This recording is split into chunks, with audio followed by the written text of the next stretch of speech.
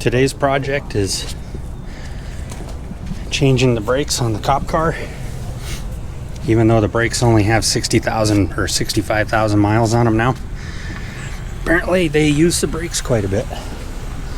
They would probably go to about 80,000, I'm guessing, if we wore them all the way out. So the premise of this video isn't so much changing brakes on a Crown Vic, because I'm sure there's 427 videos of that already. This is pretty much just going to be going over brake kits that you can get on eBay.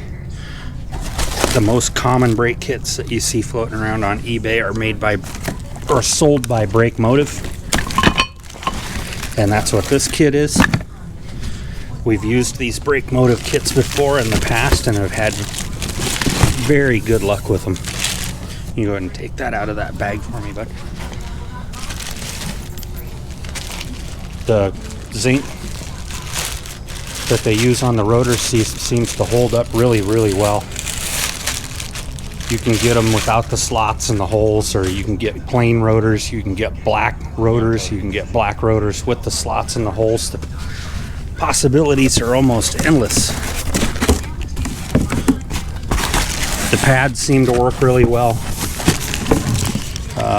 The rotors are always marked so you know which way they go on. It's a pretty slick setup for 150 bucks. And like I said, the pads seem to work pretty good in my past experiences. So we got kind of the fancy looking rotors, so look pretty good behind those wheels. And you know, don't expect them to be race car brakes, because they're not. They're really just stock replacements. So we'll go ahead and get these old ones knocked off of there and start putting these new ones on. And we're gonna go ahead and do our first oil change on the cop car, since it's only a couple hundred miles away from being due, and it's one of those sensuous moments. So we're gonna test out the strength of our new little 3/8 impact. So we gotta take this guy off right here, bud. That one. You might have to go over that hose, I can't remember. Make sure you're square and all the way up on there.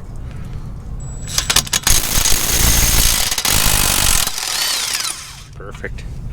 Now straight down below that one is an identical bolt. We're going to take that one out too.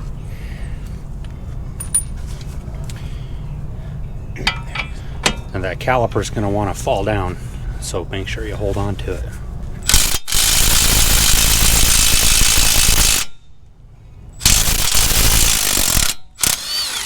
Alright, it did it. I think we had those torqued to like 60 or 70 foot-pounds. Okay, let me go grab something to hold that caliper up so it doesn't hang from the hose. So I was just digging through the box a little bit more while Isaac was taking that caliper apart. And I just noticed on this package right here, it actually has a Power Stop logo on it. That's kind of interesting, because the Power Stop Evolution kits are substantially more than $150 for 4 brand new rotors and a full set of pads. So, man, that'd be kind of interesting to know if it's real Power Stop stuff or not. Like the rotor? Everything. Because, you know, when you look at those Power Stop kits online, they look identical to this, to me anyways.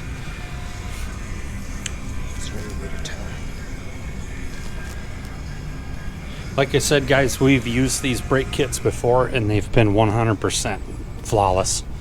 I haven't had any of the zinc fail or anything like that. So we went ahead and took this caliper apart. Isaac got it knocked off of there. We took the main brake bracket off. I checked the slider pins. They feel very... I checked the slider pins. They feel very nice. They're not bound up at all. So I think I'm going to leave well enough alone. And it's good to check those though, because if they start sticking, you'll get weird pad wear. We already pushed these pistons back in. So we're going to start putting this side back together with the new parts already. We will put a little bit of that brake grease in these old clips to try and help them from ever squeaking or groaning.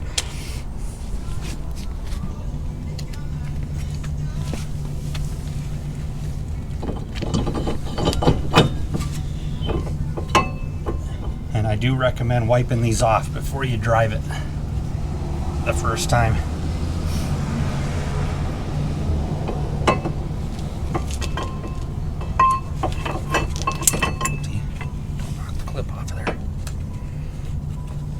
Go ahead and grab your big giant bolts.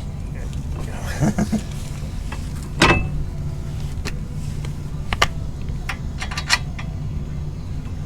might have to move that bracket around to where the bolt wants to start easily.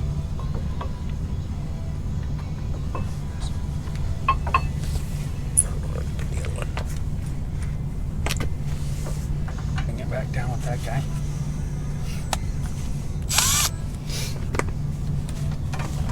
All the way? Yep.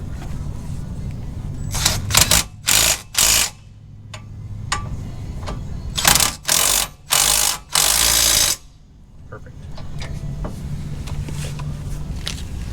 Okay, so first, before I put that little bit of lube on there,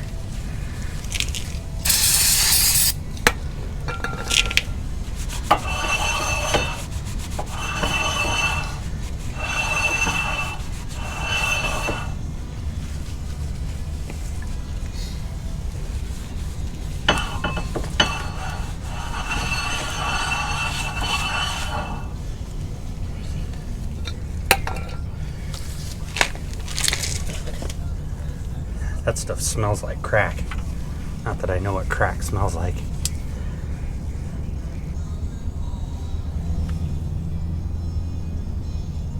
So these were ceramic. It only sounds like that right now because the brake rotor's not flat up against the hub. Nothing scary.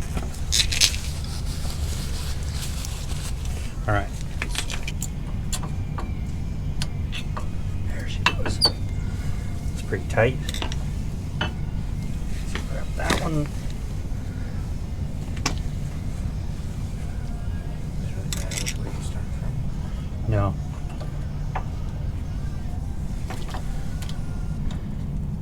I could hear those two little tabs clicking. Oh, these ones right here. Yeah, these little tiny tabs sticking out. Do you close those? You know, I wonder if they are meant to be closed, but they weren't. So we're just gonna leave them as they were.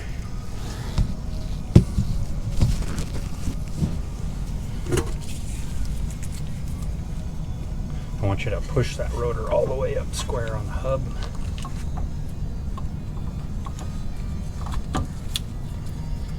Squish that guy in a little bit. There we go. Okay. So we got the new rotor, the new pads in, grease the clips. The grease was fine in the sliders, so we left that alone. We get these two slider bolts torqued up and put a torque wrench on the main caliper bracket, and this side will be done.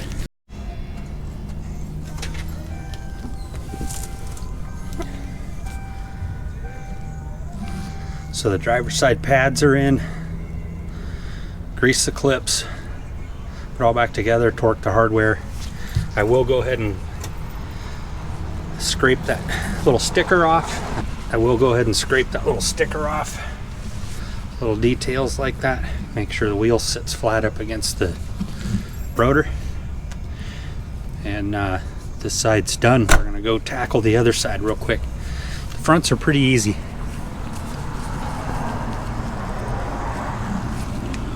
As long as nothing's stuck. All right, so the fronts are done. We haven't driven it yet. That'll be coming up. We're moving on to the back. I've never worked on this style of caliper in the back where it looks like the main bracket is bolted to the axle housing. So I'm assuming that we just take the two slider bolts out and pull the caliper off. And of course we'll release the brake parking brake, because this has a drum style parking brake. So we'll get this taken off and then start putting the new BrakeMotive parts on.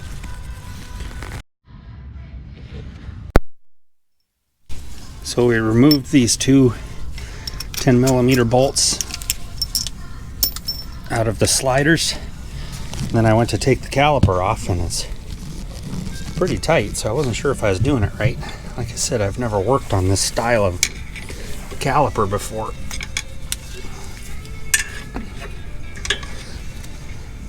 It's got all kinds of springs and doodads.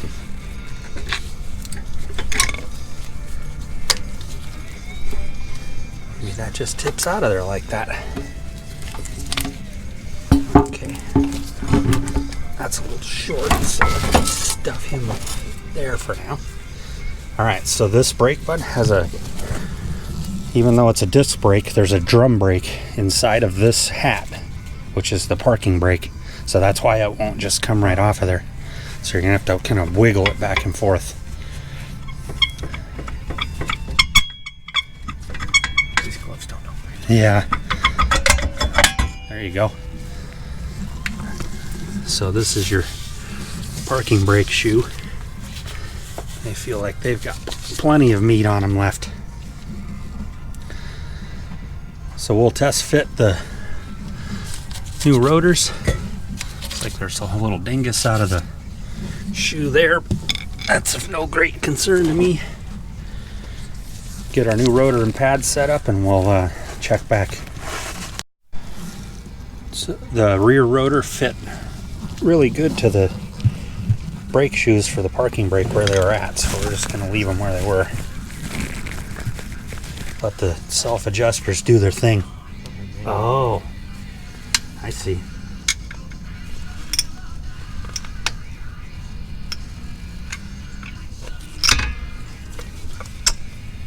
Like I said, I've never worked on this style brake before. It's definitely got some idiosyncrasies to it, so hopefully that showed up in the camera. You could see how I popped these two little tits out of that hole, and you're fighting against the spring to get him out of there. So we want to take this one out. We want to take the outboard pad out so that we can push against the inner pad to compress the piston back in. Now, honestly, these rear pads are totally fine. They would have lasted a really long time. But for the price of these BrakeMotive kits, I would have spent just as much going down to O'Reilly's or wherever and buying just the front stuff. Alright, we got a fresh battery in the GoPro. Like I said before the battery died, the new rotor and hat fit over the parking brake shoes very well, so we didn't have to readjust it or anything. It's well within the range of self-adjusting itself. We take out the outboard pad, or took out the outboard pad, so that we could get our trusty C-clamp on the caliper to go ahead and compress that piston. We've been monitoring the master cylinder level to make sure that somebody didn't over service it, and when you're compressing your pistons back in, you don't want to pump brake fluid all over in your engine bay. So we have been good there. So this is compressed. We'll go ahead and pop this pad. It's got those fingers there. Got him taken out. I did verify that these sliders are nice and free, so I'm not going to disassemble those at this time.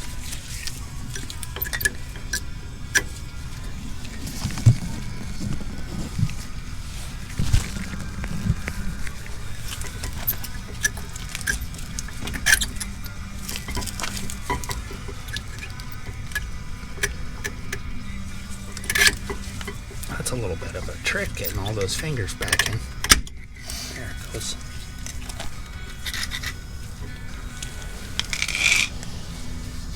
This should be interesting. Actually, I think it goes together easier than it does There it goes. So you got to make sure when you're putting the new outboard pad in that those little bumps on the brake pad face go into the holes in the caliper, and then everything else just handles itself. We got our inner back in, and this guy is ready to slip onto the brackets, although I do want to put some grease on these guys.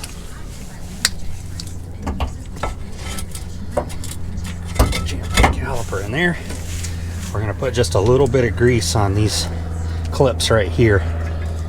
Unfortunately, this particular brake kit doesn't come with any of the brake hardware, but what can you expect for $140? I'm not complaining. Doesn't take very much at all.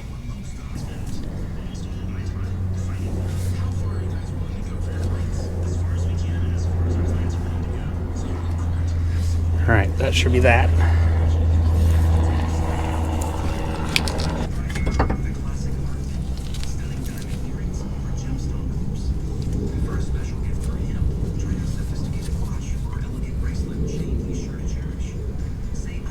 So I believe this has to be tipped in. Oh, fighting that inner bushing.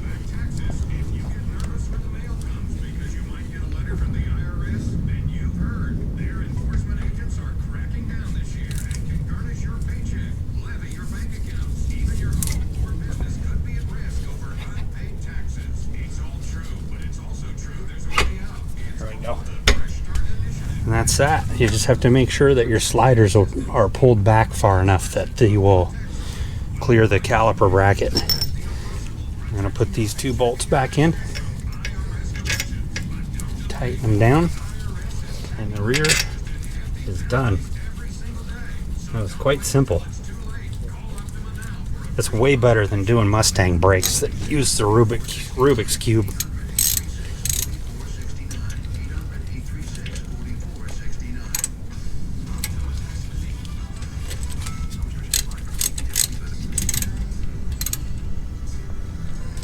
I am not sure what the torque spec is on these little slider bolts, so I'm going to use my calibrated wrist.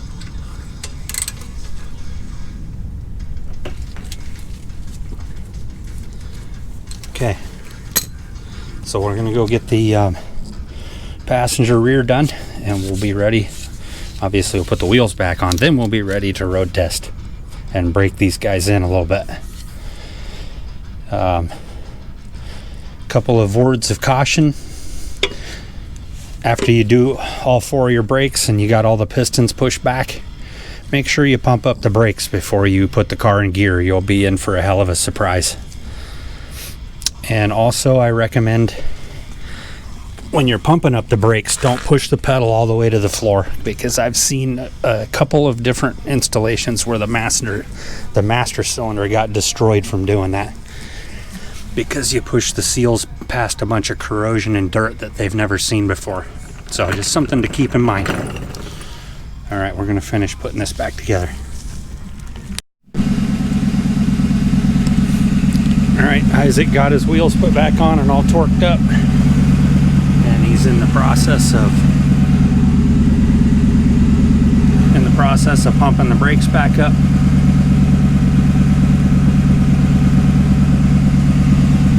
It's a really nice kit for the dollars. If you don't need fancy brakes or aren't picky about, oh, I gotta have Napa brakes or whatever flavor of the day you like the most, these brakes do work really well.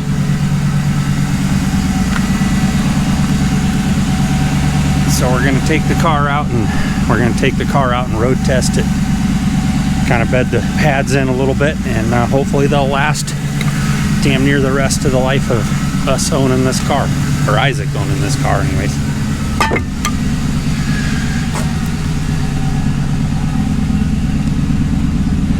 Definitely interested to see if anybody else has been using these brakes out there. If you have, let me know. I'm curious to know if other people have had as good of experience as we have with them.